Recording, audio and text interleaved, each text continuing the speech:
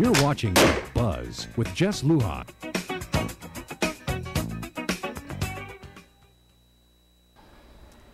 We're talking Chamorro music with Johnny Sablan and Candy Tamman. Yeah. We are here right now, 2011. You guys are pioneers.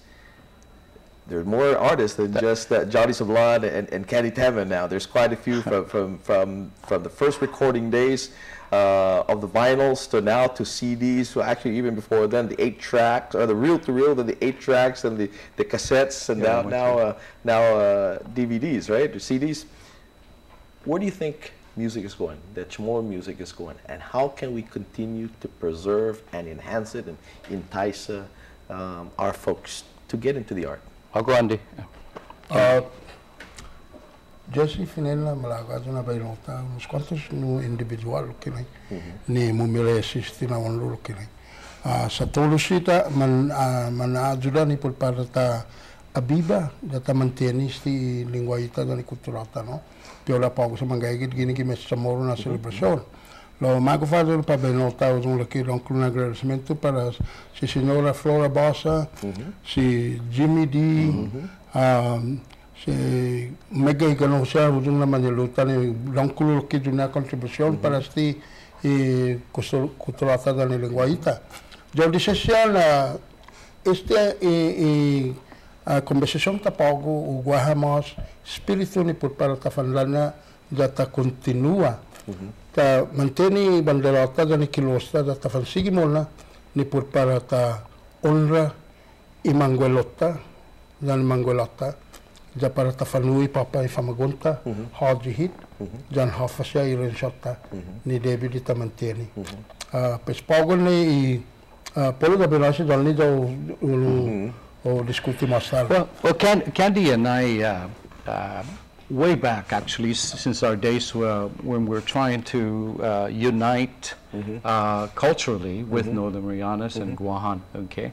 Our goal, we weren't trying to unite politically. We were trying to get our because we've already united in music.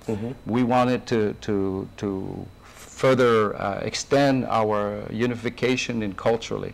I mean, if there anything happens in the family there, we're there, you know, and vice versa. So we started off since he was a director of Language Commission, and I was president of Chamorro Affairs. We started talking about Chamorro Conference in Chamorro, where we unite all different aspects and segments of what we want to do for our kids in the future, and music was one of them. And we believe that what we need to do in order for Chamorro music to survive is, first of all, we'd like to thank KUAM for that 6:30 and Kish, you know, and also Northern Marianas. I was on in what's the station's name?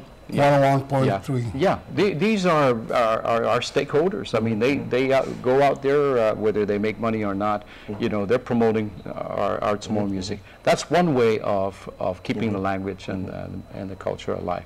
And we hope that from the conference that we continue to get ideas. And one of the ideas that we like to bring is we need a Chamorro TV station that we can hear the language all the time, you know, and we can have our young folks be singing in Chamorro, so it continues to go on. That's one way of keeping culture and the language alive. Yeah, or recite poems or essays. Anything.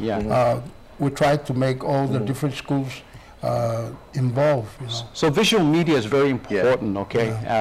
But let me ask you, because of technology, in music per se, are we, the music that you're hearing now, that's coming out, okay, of course, different eras, different styles, right? Yes. More rapish now, you're hearing more of that now.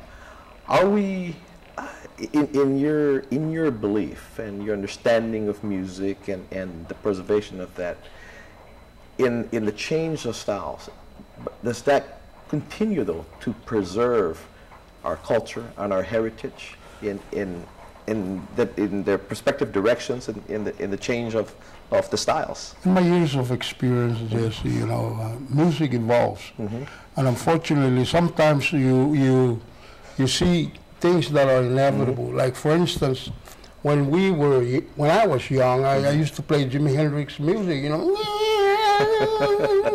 And you know, the old folks at parties will close their ears and say, but